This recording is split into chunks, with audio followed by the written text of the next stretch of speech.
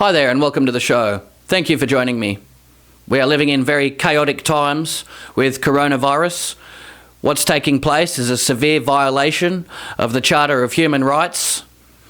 A lot of people are panicking and the future is looking very uncertain. On a positive note, I'd like to say that we have just reached over 2,000 subscribers. So thank you very much for that. Be sure to hit that subscribe button if you haven't already. We have a fascinating guest today. We'll be uncovering some of the secrets behind Antarctica and a lot more. So let's go to that interview right now.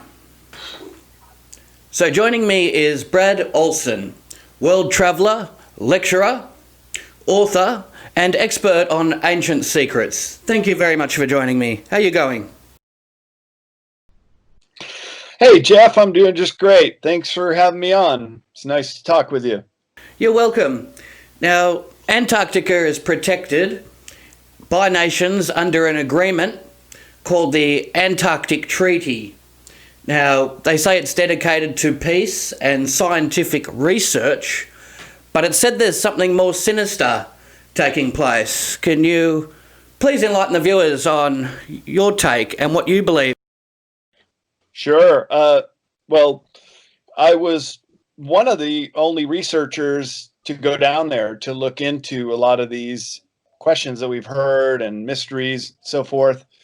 And I was there early last year, before COVID. It's interesting. I don't think many trips are going to be going this year, so kind of got in at the last opportunity to do so, with the expressed interest of going down there and checking things out.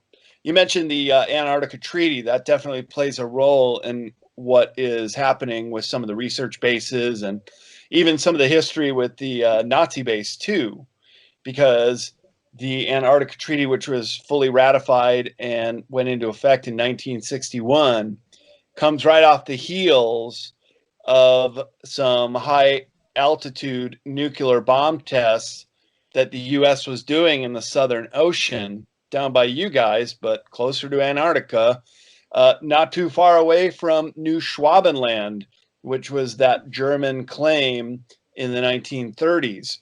So just directly below South Africa. And Project Argus is still under top secret clearance. And we still don't know if they may have lobbed a nuclear bomb over on New Schwabenland. But it's interesting that in a few short years after the Antarctica Treaty went through, and it expressly said there would be no nuclear bomb testing in Antarctica. Well, if Argus hadn't dropped any bombs on Antarctica, why would you put that in there? It should be a no-brainer. Of course not. If you're making the whole Antarctic continent a nature preserve, which is essentially what it is, belonging to all nations, then of course there's no military activity. So that's a big question about why. And then it could also be that it gives cover to whatever it is exists below the ice. And that was what really intrigued me about going down there. And I went down the South America tip. I bought a vehicle in South America and drove down to the southernmost city of the world, Ushuaia, Argentina. And I caught a sailboat over there for almost a month, 26 days at sea with the Chief One vessel, and going to research station after another, as well as talking to sea captains and other people in Ushuaia about some of these big mysteries that a lot of people are interested to know about. And while some people maybe had some little things to say, most people didn't open up or didn't tell me that they knew about craft under the ice or antediluvian civilization or possibly ice age animals and or giants being pulled out, as Corey Good has reported. But there is a degree of high strangeness down there. It's a very remote corner of the planet. You know, it's the fifth largest continent in the world, Jeff. Yes. It only has 1,000 people down there right now, which is the middle of winter, of course. and it's just a skeleton crew. So it's about as far away from anywhere on planet Earth as you can get. So if there was a secret to hide, or perhaps a ET race that wants to stay hidden while sheltering on this planet, well, that would be a good place to go. And it should also be noted that Antarctica is the most volcanic continent, with at least 91 active volcanoes that are known.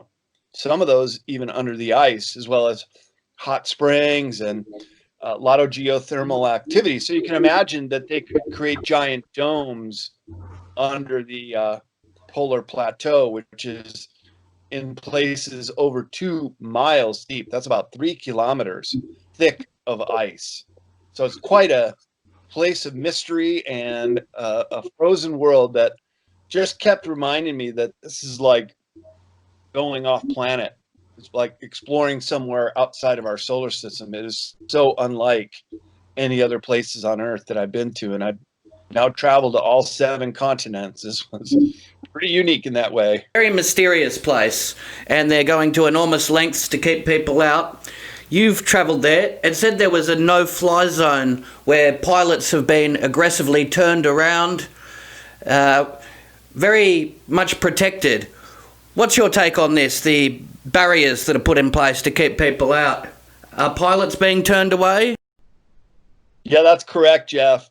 Well, first of all, it's not too far from the South Pole, on its way towards the Davis base, which is an Australian base. And really, the giant hole in the ice was brought to our attention through Linda Moulton Howe's whistleblower named Brian S. a few years ago, in which he said he had to fly an emergency flight from the Amundsen Scott South Pole Station to Davis, and it was a life or death matter. So they defied orders and flew over this no-fly zone. And absolutely true, there is a giant no-fly zone over this one side of the South Pole. And you just have to ask yourself, why would they need a no-fly zone if there's nobody down there and no planes, no cross traffic going through there? And so Brian S. did report that, yeah, there is a massive hole in the ice, so big that he would feel, or even if you take Admiral Byrd's account of flying over the pole and seeing it, so large that you could safely fly a plane into, turn around, and still come back out and not feel like you'd be trapped down there. It truly is amazing, and it's also been reported, many claim that it could be Atlantis. Antarctica is actually a once inhabited civilization, and advanced society claimed to have been living there. Now, do you believe that there is merit to that theory? Yeah, absolutely. I've been giving a presentation at conferences since I've been back from Antarctica. The first half of the presentation, I just talk about a lot of the science that's going down there and what we learned at some of the research bases. But I'll also have the second half of my talk going into the speculation about what we can find on Google Earth, what other sources have said, and what can be discovered through GPS coordinates. And all the above would suggest that there are not only antediluvian civilizations, which just means high-tech civilizations from before recorded history as we know it. So in Atlantis, a Lemuria, but more likely frozen Atlantis. I think you got that right.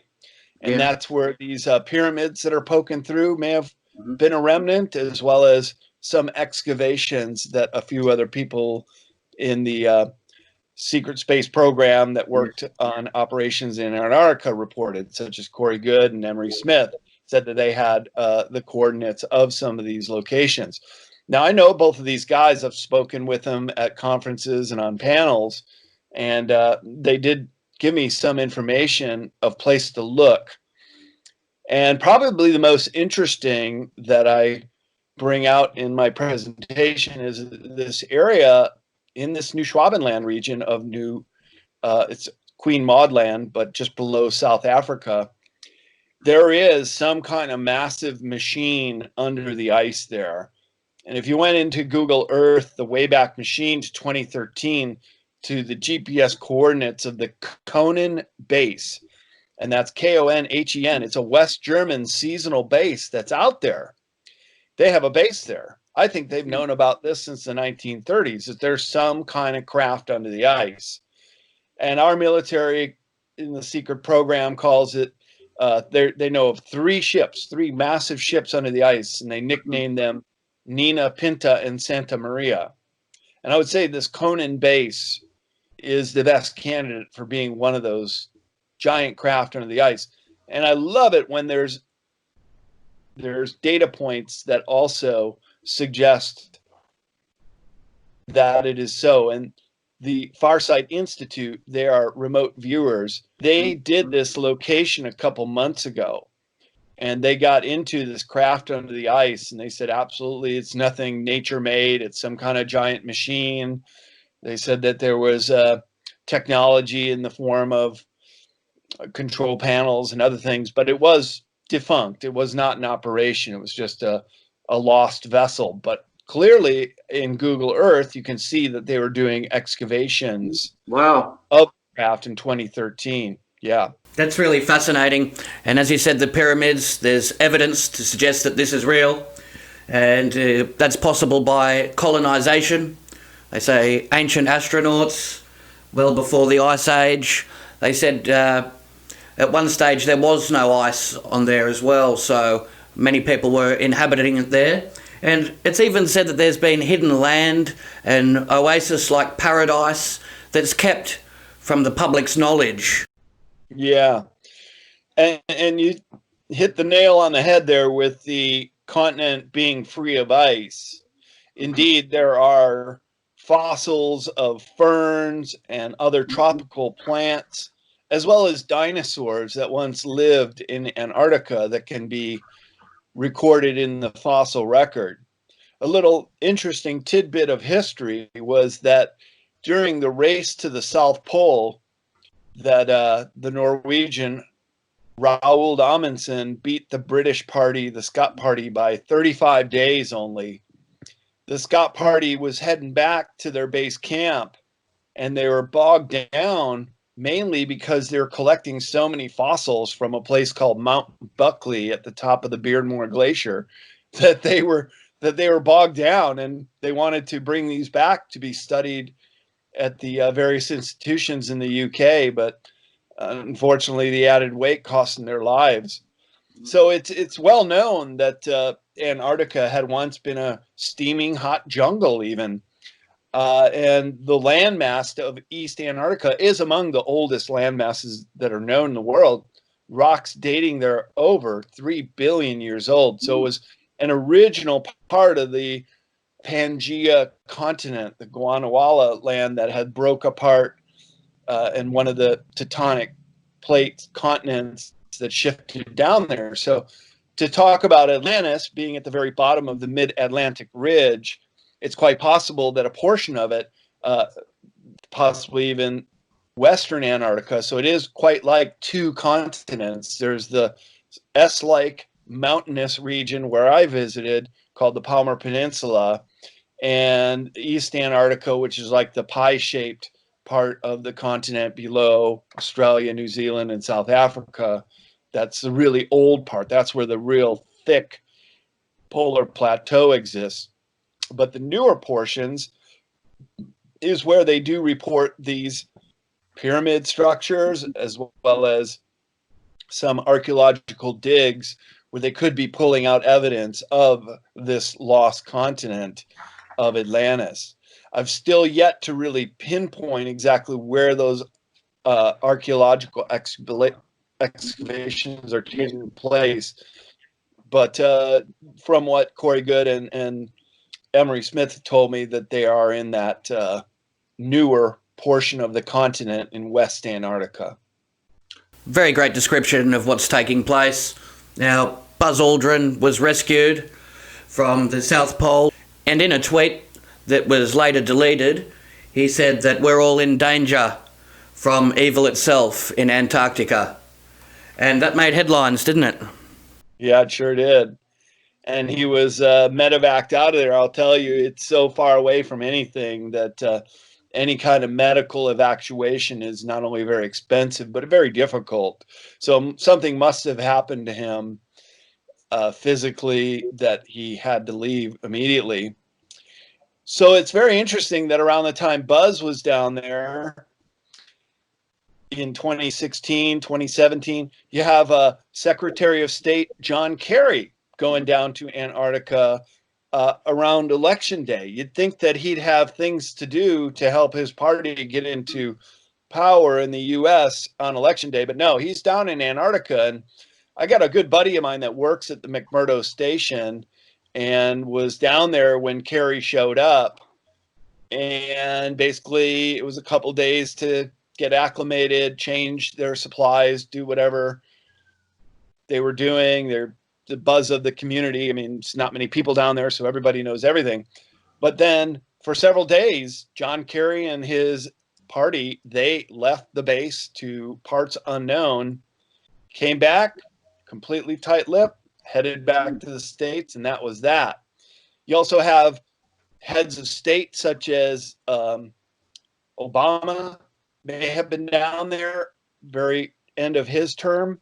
Putin, also a secret visit, but the head of the Orthodox Church, Patriarch Kirill, was also down there in that 2016 timeframe, as well as King Carlos of Spain and U.S. celebrities such as Tom Hanks and other people are going down there. Now, are they all just going to check out the emperor penguins and this stark natural beauty, or is there some kind of operation or base down there, or even civilization under the ice that they're reporting to or beholden to? That was sort of the talk on the circuit when I was down there, that there was something going on, that these elite had to go to a certain secret place, also notably in Western Antarctica. And well, I tell you, Jeff, if you wanted to hide something, that's a good place to do it. And with all the crevices in the ice, massive holes open up all the time. But the Nazis have known since the late 1930s that there's all kinds of passages also under the ice and through the continent. You could get a submarine, if you know where you're going, hundreds of miles into the Antarctic continent. So just intriguing that there could be these temperate locations, as you mentioned, when you also factor in the geothermal heat from hot springs and vents, that you could have a verdant type of environment if you could provide UV light for those plants. I think it would be warm enough to be comfortable for people to live down there, 50s or 60 degrees. It's very much possible. And all the secrecy surrounding Antarctica, what that does is fuel conspiracies. You know, people start asking questions. It might even seem preposterous, but some claim that the flat Earth model proves that Antarctica is an ice wall that wraps the circumference of the Earth. I mean, you know, that's a pretty wild claim, but you can't blame people for thinking that when so much of the information is hidden. Well, that's a good point. And when you try to withhold information from people, it does breed a lot of extreme views. But I can tell you, I've been to both Arctic Circle regions, and the farther north you go, the colder it gets. The farther south you go, are icebergs, and the colder it gets. So indeed, we do live on a sphere. And when I did my backpacking trip around the world in the mid 90s, I went in one direction, and lo and behold, I ended up where I was born and started. So yeah, I've been up and down and all around and sheepy round. See, that's very interesting, and that could put people's mind at rest because, you know, nobody has any faith in the mainstream media or government, especially NASA, what they're releasing, all the computer generated images, and there's no real proof. So, I mean, it really does leave people in a sense of mystery and confusion when it comes to some of the information that they're not presenting. And, you know, they claim global warming is real, but we get the Antarctic winds here and it definitely feels like it's getting colder, which, you know, all these matters of importance, the government aren't trusted to be able to handle that information, are they? Well, no, and we've been lied to so much that, of course, we should be skeptical of anything claimed by the government, or sometimes even the educational system will lead us astray.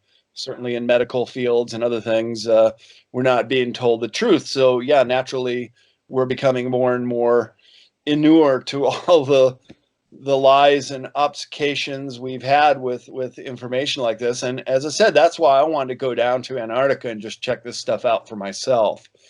And look, the distances are very vast.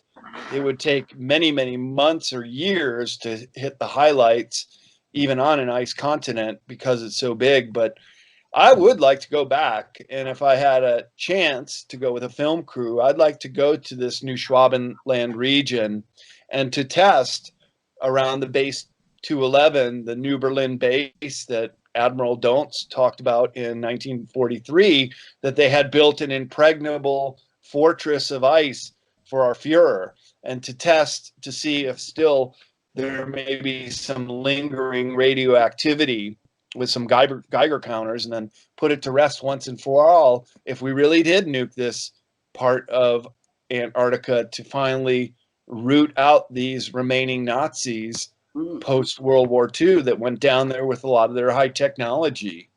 And look, there were U-boats that were popping up off of the coast of South America months after World War II ended, coming back from Antarctica, the big convoy ships, bringing, they're about the size of a container worth of goods. So if they wanted to get the UFO technology out of the Skoda works and some of those scientists and find a place to hide, well, that's the place to go.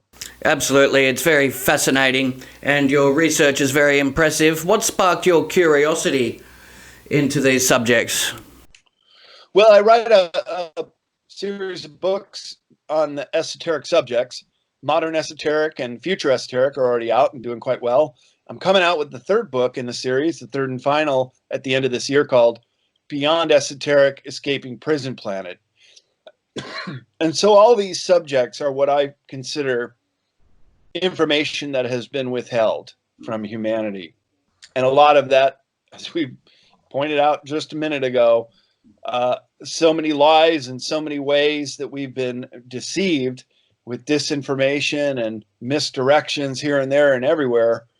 I like one of the quotes from one of the CIA directors. Well, one of them, Colby, who was giving a briefing to Ronald Reagan the very first time they met with the CIA, William Colby said, "We'll know that our disinformation program is complete when everything the American people believes is false."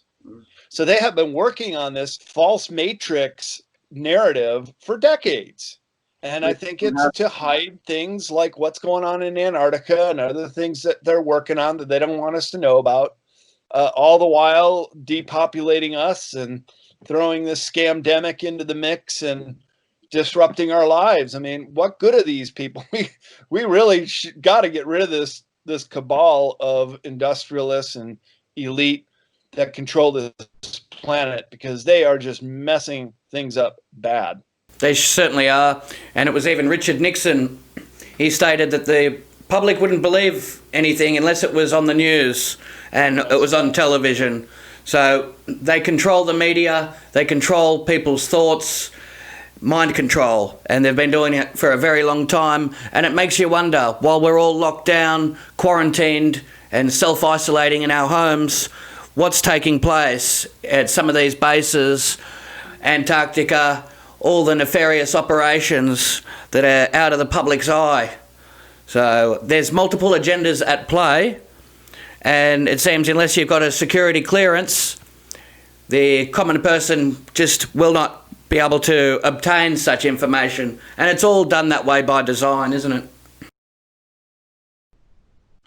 Oh, it absolutely is. And they're good at it. They've been doing it for a long time. I think they even get a satisfaction from pulling the wool over our eyes and hoodwinking us with another whopper. They just love it when we all fall for their false flag operations and other nefarious activities trying to steer us in the direction they want us to go. But I tell you, Jeff, I think people are waking up. I know you are. Certainly I am. To these things, they don't work anymore. You see through them as soon as they happen, oftentimes. And that's what gives me good hope that we are going to have this great awakening, that we are going to have this general acceptance that what we have been told is generally false. And that's where I'm trying to give people good information through my books, through my lectures, doing interviews like this. And I know you guys are doing good work there.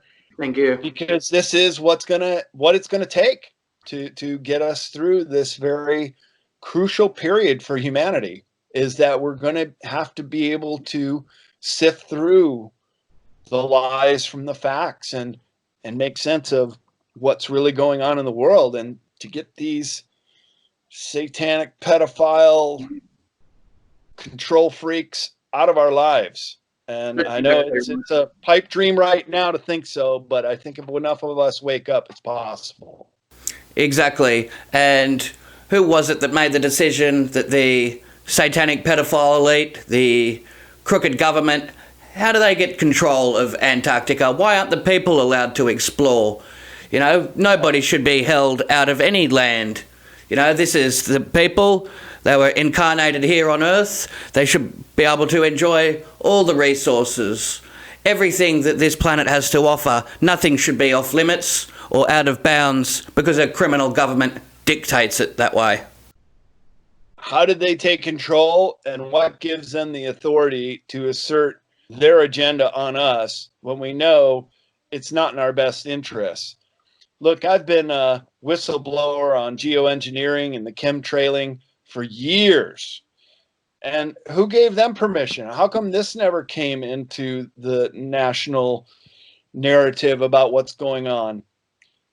Fortunately, I've seen a lot less lately. I think there might be something big going on here in this country, that there is this clash between what we call the white hats and the dark cabal hats that are still perpetuating the false flags and the false narratives on all of us.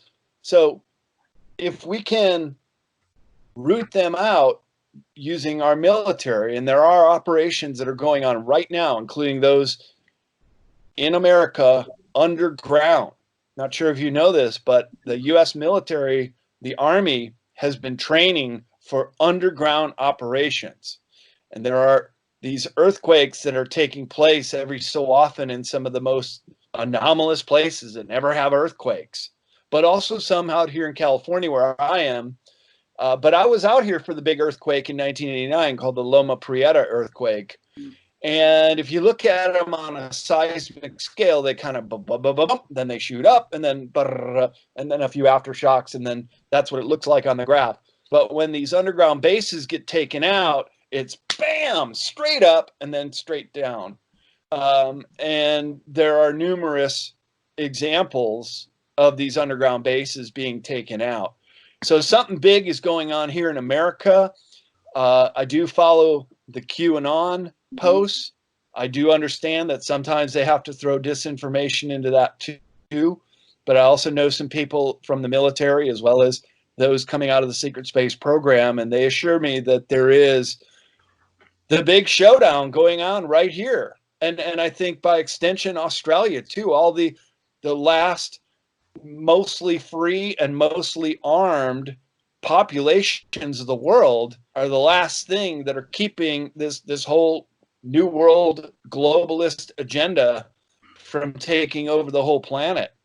And because there are so many people that have guns in this country, and because the military is still loyal to the president, and they have taken oaths to the Constitution that they would defend this country from enemies, domestic and foreign, knowing quite well that the swamp is very deep in Washington, D.C., and the enemy is sometimes within. So that is what's going on here, but it's also a very dangerous time to be a truth teller as well. And I've been censored so many times on Facebook. I'm just waiting for the final strike and I'm out. So they're also putting the kibosh on us too. And I can't tell you how many of our colleagues have been their voices squashed, including my friend from Australia, Max Egan. He just has disappeared. David Icke, all his followers, all his profiles, all his YouTube videos, gone. Bye-bye, out. You call that freedom of speech? Come on. There's something at play here. And this is who the real enemy is, this corporatocracy that has taken over governments, these billionaires and trillionaires that have basically captured all the mechanizations of government and rule us through these corporate entities as well as the fiat currencies that they force on us. So everything is fake these days, Jeff, and we got to see right through it and make the change that we want to see in the world. Yes, we certainly do. And it's very upsetting, the censorship, the Crow House, Dan Dick's Press for Truth. We're seeing channels terminated. And some of these content creators were the ones that helped build YouTube back in the early days, bringing an audience in, providing valuable education, information that rarely sees the light of day. You know, channels with 236,000 subscribers just wiped off. Now, that's very counterproductive towards the whole YouTube business model when they're deleting top content creators and then they're propping up CNN, Fox, MSNBC, flood the whole platform with fake news and keep all the truth and information buried. So it makes it very difficult for one to come across the truth and ascertain what's real. It's very misleading towards people. And, you know, following the QAnon, you know, that's very promising that the deep underground military bases have been penetrated, child trafficking rings have been broken up, there's children that are emerging from these underground areas. That all sounds very promising, and I would really like to believe that. It'd be good to get some further proof, some hard evidence. I mean, that would be a real relief if people could, you know, have more confirmation of this. At the moment, it's, it's pretty thin evidence to back that up. But yes, there are explosions taking place underground. Evidence to suggest that is real, isn't there? There is indeed. And, you know, of course, in Australia, you have your own Area 51-like base, and that's out near Ayers Rock called Pine Gap. Yeah. That's a massive underground base there, very high top secret. So if you ever hear of a 5.0 or 6.0 earthquake in Pine Gap, that's a thumbs up. Maybe that base just got taken out. And this all ties into the whole pedophilia thing, Pizzagate, as we call it in this country, and the human trafficking rings too. That all plays into it as well. And part of why these underground bases had to be taken out, because they were moving people around. And I think the stat is 800,000 humans go missing every single year. Yes. Where the heck are they going? Just without a trace in most cases, never to be seen or heard from again. A lot of them around Washington, D.C. as well. That's a high number from that area. And you're familiar with CERN and a lot of the shuttle tunnel boring systems underground, the tunnels. Oh, yeah. So, I mean, that's very much a worry. And they have all these underground bases and they're all connected through an advanced tunneling system with a maglev train. And they claim the walls are polished like black glass, and this train can move faster than the speed of sound. And it connects like Los Alamos to Area 51 to Dulce, and then, you know, so on and so forth. That's advanced technology hidden underground, isn't it? Absolutely. I cover it in my books, the underground bases And alternative two by the elites in the 1950s was examining where we're going to go when the planet is too ruined and polluted and nuked by our folly to where are the elite going to go? And alternative two was underground. Alternative three was off planet. And there's good evidence that both of those plans have been implemented, as well as these people that work in some of these programs are coming out now as whistleblowers and talking about their times working off planet. So there's so much that needs to be said about what's really going on. And I'm so glad that Trump announced that we're going to have a sixth arm of the U.S. military called Space Force.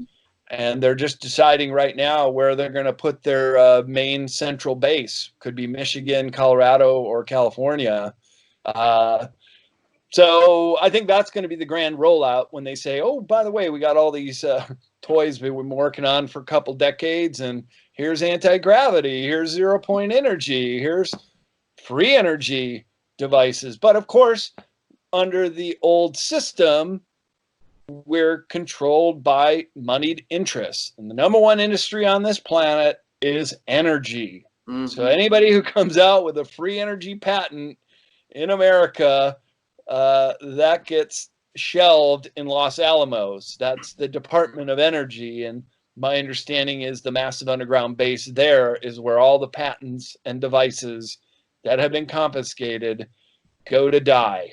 So we've had the ability to get off of oil, gas, coal, never needed to do nuclear for decades, over a century. If we would have followed through with what Nikola Tesla was working with at the Wardenclyffe Tower, we could have had electricity beamed to us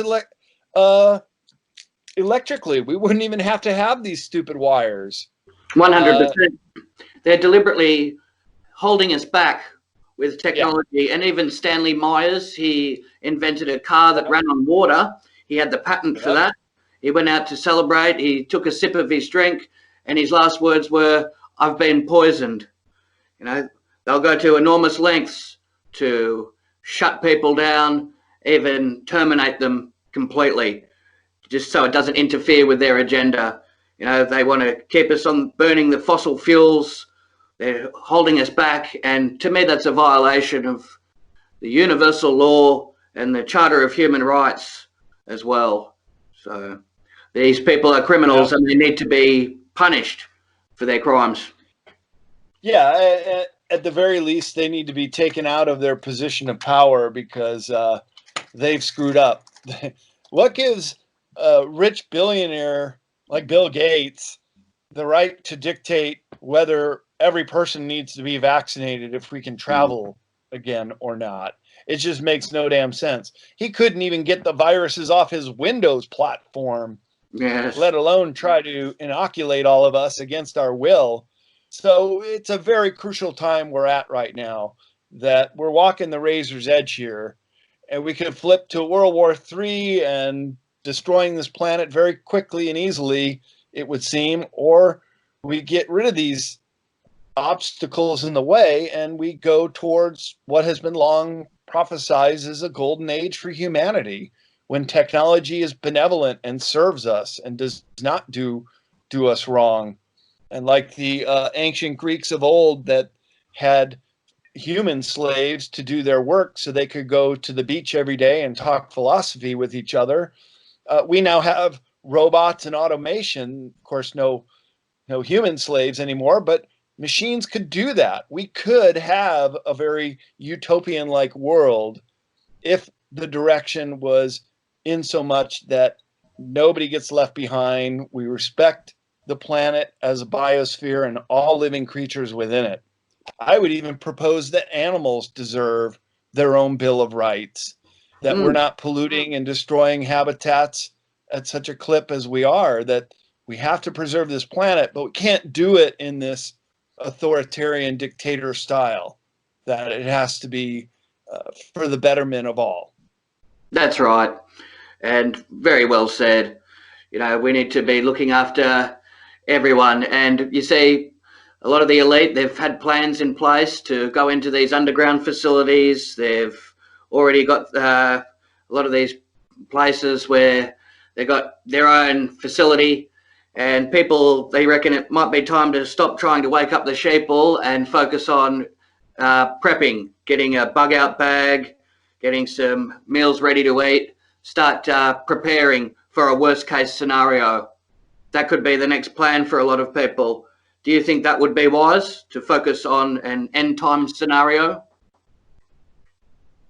I think this is going to be a very difficult decade, not just a year to get through this 2020, but the whole decade of the 2020s is going to be very trying. And a few meals may cut it for a week or two, but even more long term, what about seeds? What about getting back to the land? I can tell you right here, Jeff, not too far away from where I'm at right now, up in San Francisco, where I lived many years, it's dystopian there now. The windows that are all busted out, the vandalism all over the place, the pulled down statues of Ulysses S. Grant, who was a general for the Union to help free the slaves, got torn down. The author of the Star Spangled Banner, our national anthem, his statue got torn down. And one of my friends there, he called it dystopian. So people want to get out of there. The cities are death traps. Then when you look at how the COVID spread in some places like New York City, just got off the phone with a good friend of mine who lives in New York, and he's saying same thing. It's like an exodus. People want to get out of there. You can't even rent a moving truck in New York City until 2021. That's how Really? badly everybody wants to get out of there. That's important information. So yeah, the demographics of what is happening now is changing on a macro level, and movements of people as quickly as they are now moving around like we've never seen before. So a lot is going on, and I think people are awoken. So to your point of prepping and being ready, absolutely. Get Yes. get your stuff paid for, get new tires on your car. I got a four-wheel drive and just got a new tire, just ready to bolt, and then have a plan where you might be able to go and hunker down. Because I think there will come a time when, especially in America, I know our grid is very vulnerable. It could go down without power. Boy, people would really go nuts then. So being stuck in a city would not be the place to be during a prolonged power outage. But even if Yeah. something like an asteroid hit the planet and it was global, you are where you're at. That could be, or you're one gas tank away to get to where you need to be. I mean, right now, this is unprecedented, Jeff. I've traveled the world. I love getting on a plane and going to places. I can't fly to Europe right now. I can't even get in my car and drive over the Canadian or Mexican border. We are literally boxed into our own countries right now. And it's a good thing that America is a pretty cool country, and so is Australia. I mean, we got enough room that we could go places. But if you're in a tiny little country and things got bad, boy, talk about claustrophobia. Wouldn't be too ideal. That's right. And when they're releasing prisoners, and it just makes the environment that much more dangerous. You wouldn't risk travelling 11 o'clock out at night. Some of the areas around there, it's absolute mayhem. And the rioting, the divide and conquer. We have people wearing masks that are turning on others that aren't. And you can just feel the hostility. Supermarkets, when you're out shopping, people are frustrated. Their employment, their financials have been impacted. Nobody's in a good mood. They're preventing people from visiting family members, and it just increases the level of danger. So to get off grid, to have precautions in place, that is very wise. Preparing a bug out swag, a grab bag, so you can just take off. Try and even look at a national park, somewhere you're going to be safe, because once people start going door to door, trying to loot and rob, home invasions. We'll have people barricading themselves in, and then they'll be armed to the teeth. They'll be ready for war, and Yeah. vigilante type justice will come into place. They defund the police, and it's all out mayhem. So we really need to be looking after our friends, family, staying mentally well as physically, and not fall into the doom and gloom. And people tend to panic.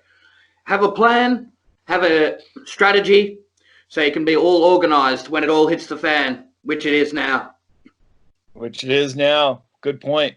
And I would just add to that, have a core group of your mates or your family, people that you know you can trust, that you want to stick together with. Because if it does get really ugly and people are kicking indoors trying to find cans of soup, you're going Yeah. to need some friends to back you up, and vice versa. Safety in numbers. Yes, absolutely. And the sad thing is, too, you can often see people turn on each other, too, in crisis scenarios. You know, sometimes you might have a leader that's level-headed, people can follow, but if someone hasn't got their faculties together, it makes everybody panic. So, I mean, it's good to really keep a good head on your shoulders for this point in time. How are you planning for the future and the prospects of future lockdowns and more tyranny that's on the cards? What have you got in place, Brad? Well, ideally, I would love to get a place off the grid, but backed up with energy from solar or other sources. I am looking to buy a house right now up in the mountainous areas here in California, and that's a pretty safe place to be if you can get away from the population centers. But you never really know. Is it going to be a slow burn and we're just going to see it coming and coming and coming, like the downfall of the Roman Empire? It just kind of gets worse every year. Or is it going to be a singular moment when everybody's just like, get off the coast? There's going to be a tsunami that takes out the entire western coastline of North America.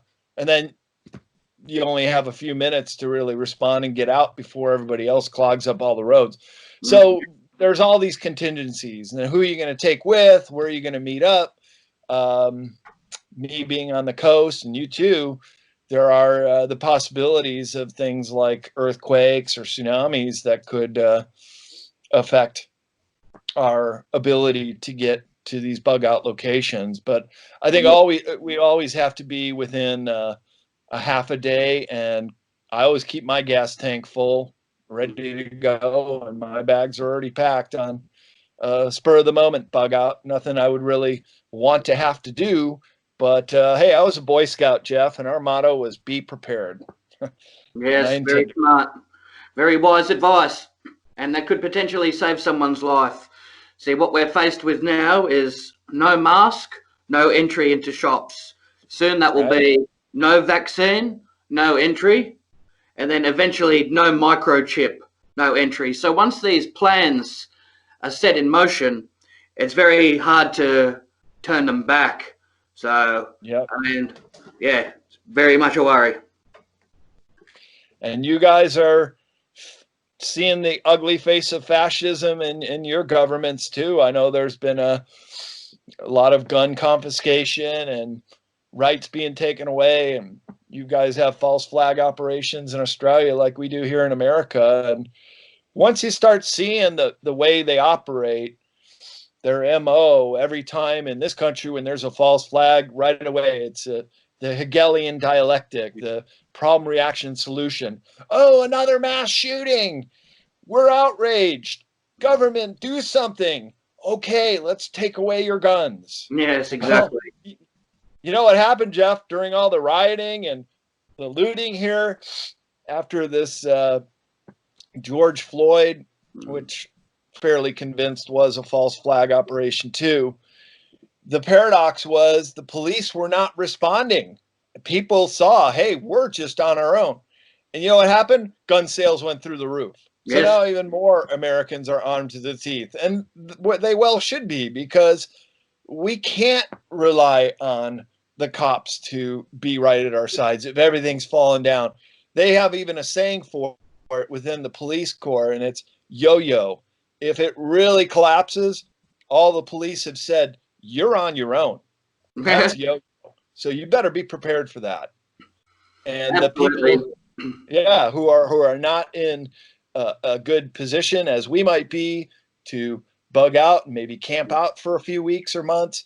Uh, I feel bad for a lot of people who are just never going to see this coming and Yeah. may suffer as a result. Yes, it's very much a concern. A lot of people are worrying. Very treacherous times, and the future is very much uncertain. Well, look, I want to thank you very much for appearing on the program. This has been a very insightful interview. I hope you stay safe there, and I wish you all the best for the future, Brad. Thank you for coming on. Oh, Jeff, it was my pleasure. We got so much in common and so many things that are happening, and we're a half a world away. But thankfully, our technology still works, that we could still do this interview and broadcast it out. So it was great talking to you, and do it again sometime. Yes, excellent. Well, that does it for today's show. Be sure to smash up that like button, folks, and stay safe in these treacherous times. I'll catch you on the next episode of the We Are Change talk show, where we expose corruption. You better believe it.